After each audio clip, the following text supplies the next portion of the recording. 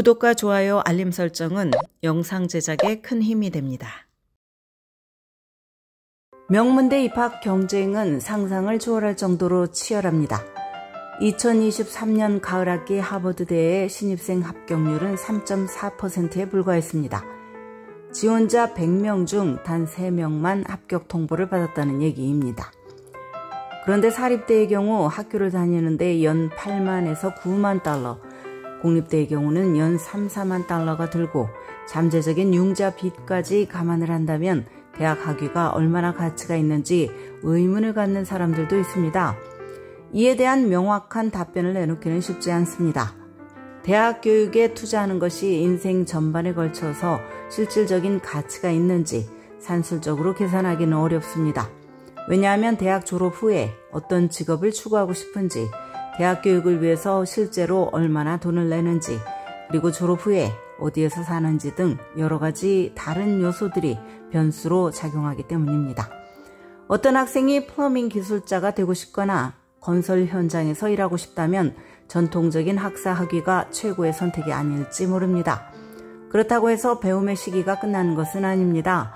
학사 학위를 추구하지 않기로 결정했다고 해도 자격증이나 직업학교 프로그램을 통해서 직업 현장에서 필요한 스킬을 배워야 할 것입니다. 그런 관점에서 보면 대학에 진학하는 것이 현명한 결정이 될 수 있습니다. 실제로 수입이 넉넉한 직업을 갖기 위해서는 대학 학위가 최소 요구 조건이 될 수 있습니다. 대학 학위가 왜 비싼 학비를 내면서까지 그 가치가 있는지 알아보겠습니다. 첫째, 대학 학위는 소득을 끌어올리고 레주메를 강화합니다. 연방노동부 통계에 따르면 교육 수준과 소득은 밀접한 상관관계가 있습니다. 예를 들어서 2021년을 기준으로 25세 이상 학사 학위 소지자는 주당 중간소득이 1,334달러였습니다. 이에 비해서 고등학교만 마친 사람들은 주당 809달러를 버는 것으로 조사가 되었습니다. 학위에 이어서 특정 분야 전문인임을 입증하는 자격증까지 딴다면 더 임금이 높은 직업도 가질 수 있습니다. 딱히 대학 학위를 요구하지 않는 포지션조차도 학사 학위를 가지고 있다면 대학 졸업장이 없는 구직자보다 유리한 위치를 점할 가능성이 큽니다. 그러나 최근 몇 년간 일부 고용주들은 대학 학위 요구 조건을 철회하는 것도 사실입니다. 대학을 1년이나 몇 년간 유예한 일부 학생들이 업무 경험을 쌓은 뒤 구직을 하기도 합니다. 만약 대학이 자신에게 맞는 선택인지 확신할 수 없다면 1년 정도 갭이어를 하면서 몇 가지의 옵션을 고려해보는 것도 방법이 될 수 있습니다. 둘째, 대학은 인생을 바꾸는 경험이 될 수 있습니다. 미래의 직업에 대해서 뚜렷한 아이디어가 없어도 괜찮습니다. 대학의 교육은 특정 분야에 대해서 선결 조건이 될 뿐만 아니라 여러 다양한 분야를 탐험하는 기회가 되기도 합니다. 또한 사고의 새로운 방식을 연습을 하고 고등학교 때보다 훨씬 폭넓게 사람들을 만나면서 새로운 경험을 쌓을 수 있습니다. 시각을 넓히고 여러 학문을 배우면서 흥미가 당기고 자신에게 적합한 직업을 발견할 수 있습니다. 또한 대학에 진학하기 전에 전공을 확정할 필요는 없습니다. 전공 위정으로 대학에 들어가서 각기 여러 수업과 분야를 탐험하면서 무엇이 자신에게 가장 맞는지 시간을 가지고 찾을 수 있습니다.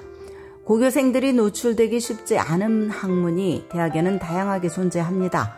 그러므로 전공 미정의 학생으로서 첫 몇 학기 동안 수업을 들어본 뒤에 2학년을 마칠 무렵 전공을 확정할 수 있습니다.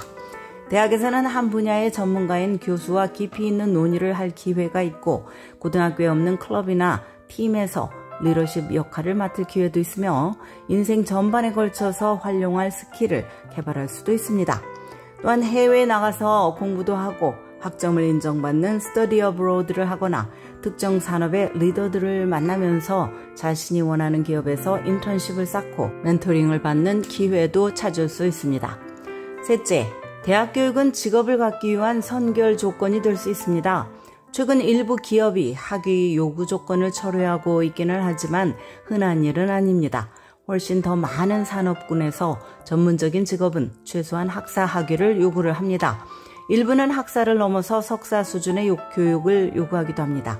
예를 들어서 의사나 법조인, 회계사 등이 되고 싶다면 학부 학위는 시작일 뿐입니다. 전문적인 트랙에 들어선다면 강력한 지식 기반과 비판적인 사고력, 그리고 어떻게 성장하고 발전하는지에 대한 구체적인 노하우 등이 필요한데 대학 교육을 통해서 이런 모든 것들을 쌓을 수 있습니다. 넷째, 많은 사람들이 생각하는 것처럼 대학 교육에 많은 비용이 들어가지 않을 수도 있습니다. 학비를 감당할 수 있는 대학을 선택하는 것은 당연합니다.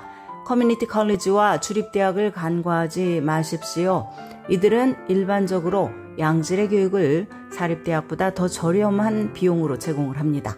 또한 아이비리그 대학을 포함해서 기부금 등으로 재정이 튼튼한 사립대학들은 가계소득과 학생의 필요에 따라서 넉넉한 재정 보조를 제공을 합니다. 우수하지만 재정 형편이 어려운 학생들이 공부할 수 있도록 부담을 줄여주는 것입니다. 대학이 제공하는 메리 스칼러십이나 외부 기관의 장학금을 얻어내서 학비를 충당하는 방법도 있습니다.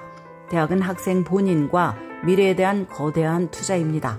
전공에 따라서 졸업 후에 적지 않은 연봉을 받을 수도 있습니다. 대학원 진학을 계획한다면 학부 과정을 마치는 데 드는 비용을 최대한 줄이는 옵션을 찾는 것이 현명합니다.